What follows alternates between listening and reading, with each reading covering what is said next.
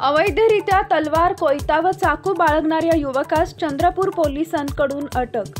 चंद्रपूर शहर पोलिसांनी मोठी कारवाई करत नागरिकांमध्ये दहशत निर्माण करण्यासाठी अवैधरित्या तलवार, कोयता व चाकू बाळगणाऱ्या युवकास अटक केली आहे।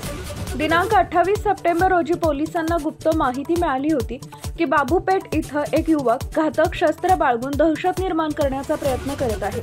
त्यानुसार पंचासमक्ष छापा टाकून हरिपप्पू गोस्वामी वय वर्ष 19 राहणार सोनामाता मंदिर मागे बाबूपेठ चंद्रपूर यास ताब्यात घेण्यात आले।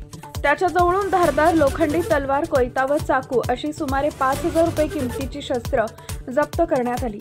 या प्रकरणी पोलीस स्टेशन चंद्रपूर शहर इथं गुन्हा क्रमांक 714/2025 कलम 425 भारतीय हत्यार कायदा अन्वये गुन्हा दाखल करण्यात आला आहे।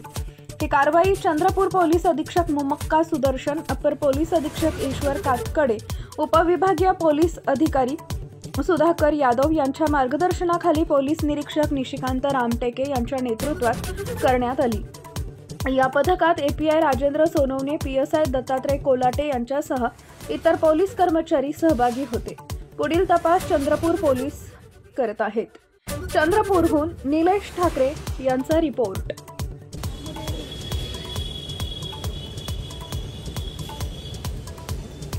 हो थांबून